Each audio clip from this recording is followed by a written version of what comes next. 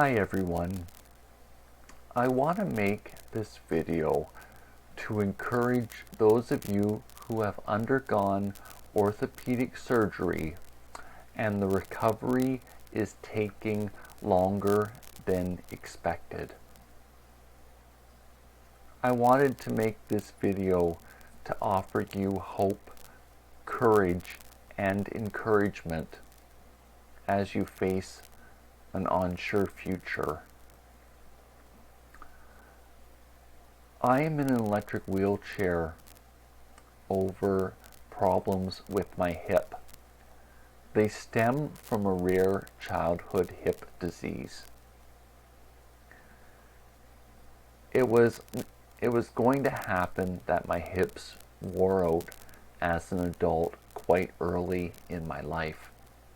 This happened in 2006.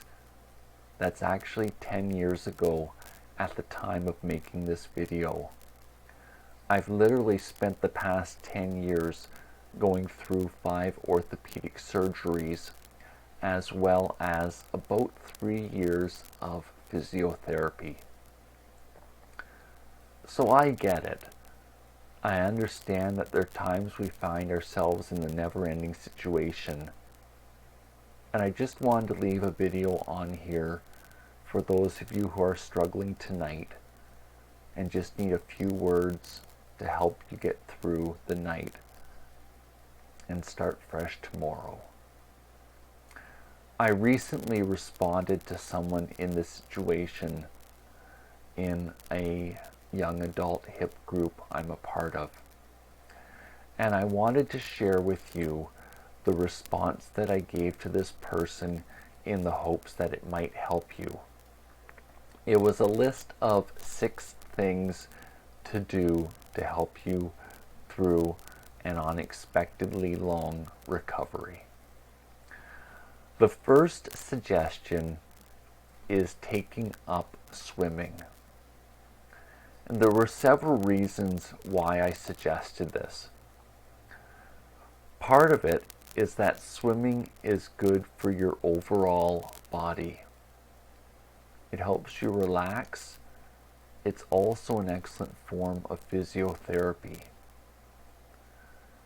But beyond this, relationships form when you're consistent in attending the swimming pool and making use of a facility.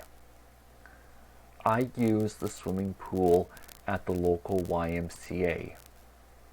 I've got to know the lifeguards, other adults and youth who attend the same family youth swim time slot I go to. A number of conversations have naturally happened in the change room, shower, sauna, and even down the hall while I've been traveling in my wheelchair to either arrive or leave the facility. I think that joining some type of a gym may provide you with some support besides the practical reality of going there to do your exercises. I would rather go to the YMCA than the ongoing use of a physiotherapy clinic. And the reason's not financial. The reason is the number of people that go to the YMCA. There's a wonderful feeling of community at my local YMCA. I wanted to offer this to you as a possible option of how you could go ahead and get involved while still working on your recovery. I very well know the situation where you only have the energy to engage in the recovery. So if you can build ways of having the recovery be part of your lifestyle and involving others in your lifestyle, it's a win-win situation. If you do need a physiotherapist, perhaps you could cut back on your physiotherapy sessions and use the YMCA or a gym in your community for their weightlifting equipment, for their swimming pool, and go to the physiotherapist less frequent, but be doing the same types of exercises once you're comfortable with not needing a physiotherapist to effectively take your hand. This isn't a financial decision for me. I'm in the situation now where physiotherapy is covered. But even with it being covered, I much prefer the community aspect of using a community swimming pool than going to a physiotherapy clinic. The next thing that I would do is make a fresh commitment to be consistent in your recovery. Why I bring this up is so it will help your doctors help you. If you're being consistent, it helps them to know what to expect, and if something's going wrong, you've been consistent, so it helps them focus on what the problem is and eliminates doubts from the healthcare community's mindset that the issue isn't your lack of commitment and follow through to whatever surgery that you needed. I understand if there's problems with pain, your family doctor or else a pain management clinic can help you with pain. I'm in that situation right now where pains need to be overcome so I can move the body part to get it well. So I'm using pain medication as a means to an end. I know there are many people who just start to cringe when they think about needing pain medication. But when it's a means to an end and not an end in itself, it seems doable. And I get that there are people out there who aren't going to recover and go to the gym because they need to maintain their current level of physical activity. I'm not wanting to discourage them, but I'm really making this video for someone who's expected to recover, but the recovery is taking much longer than expected. I've often received the tip that when you do physiotherapy, it should not hurt for more than 1 hour afterwards or 2 hours at the absolute most. You need to know when you're overdoing it. Your family doctor or physiotherapist is equipped to give you this information. I offered, after I had my most recent surgery, to do water-based physiotherapy 3 times a week. When I had this conversation with my family doctor and then had it with my orthopedic surgeon, I candidly said to them, this is what I can do and follow through with. If I say to you I'm going to do more, I'm going to be lying to your face, and I don't want to do that. They were prepared to work with me because I was committed to the process. So perhaps what you're needing to get out of this video is a fresh commitment to be involved with and see your own process through to completion. I also went back and renegotiated the use of the swimming pool. I went back to renegotiate, instead of 3 times a week, 5 times a week, but less intense. And as long as I was willing to follow through, this wasn't a problem. So think through what you can commit to. If you're really struggling to know, this is where the role of close friends or family member, even a colleague at work, could come through for you to help you. So I want to leave that with you.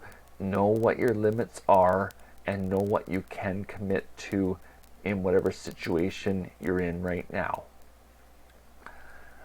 The third suggestion I gave was to create a journal entry every 3 weeks.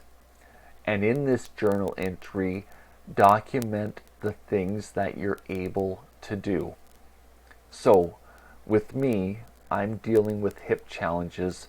So the type of journal entry that I'd be making is how many steps I can climb, how many steps I'm able to take on the ground, or how far I'm able to walk, how long I'm able to stand, how much weight I'm able to hold, can I bend, and things like this that relate to the hips. Your family doctor or surgeon, even your physiotherapist, could help you create a list that you could reflect upon every 3rd week. Then I would make a point of adding it either to your calendar or a smartphone to prompt you to do this. The reason why is so you can look back and see if you're making progress. It'd be in your own words, so you'd be understanding yourself. And it's a form of encouragement when we can look back and see that we've made progress, even if it's small, but hold on to the fact that we made progress. A paper doesn't forget. That's why I suggest writing it down and not relying on your memory. Paper's not influenced by emotion, it's just recording facts. So I would get your list of criteria and then reflect on them every 3rd week so you can see how you're doing. This also becomes a talking point for when you're going for your healthcare treatment to help a doctor, a physiotherapist, or a surgeon tailor your recovery program to what seems to be the biggest challenges. The 4th item is to find a creative outlet for the long-term recovery. For me, I love music. I know how to play the piano. I know how to play the flute, the organ. I also enjoy church music, even modern church music. So music may be an option for you. Another creative outlet is drawing. I specialize in stick people that aren't symmetrical, but I do feel better when I've drawn. Another way of using and expressing creativity to cope with stress is nature photography. Think through what you need to do to cope with the stress that you're living. I believe in God, and there's been numerous times where I've prayed for my doctors, surgeon, and whole healthcare community that's giving in investing into my life. Find out what's going to work for you to give you the endurance to keep facing each new day.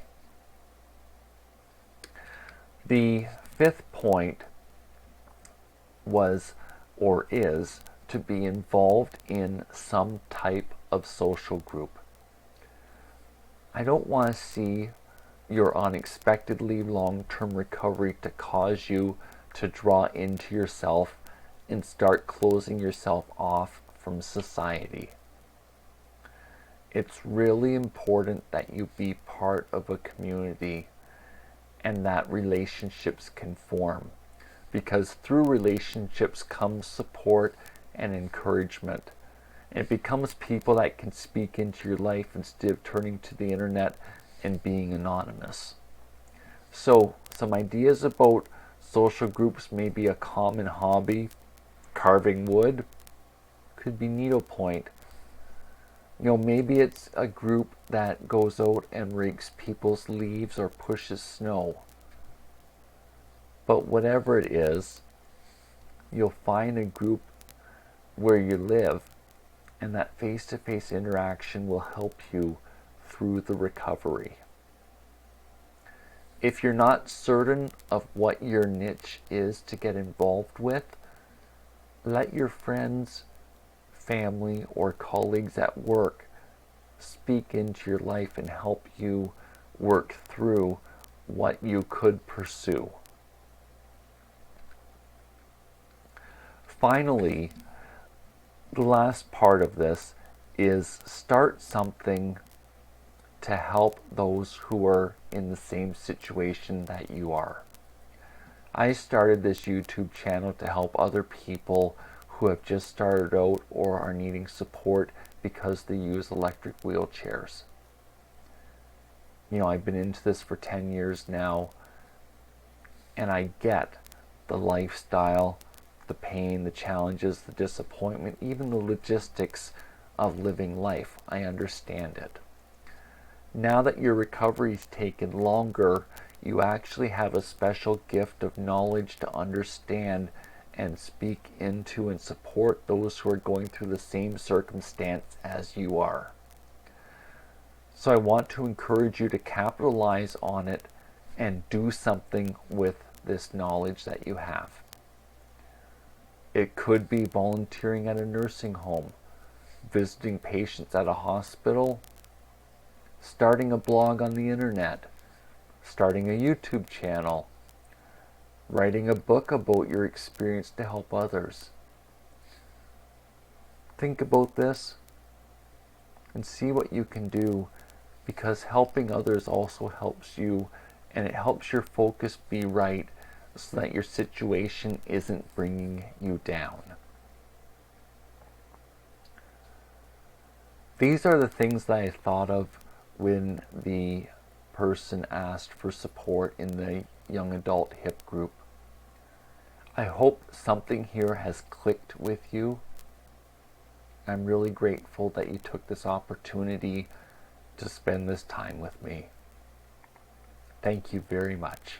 I hope tomorrow's a better day, and I hope tonight is a good one for you. Bye for now.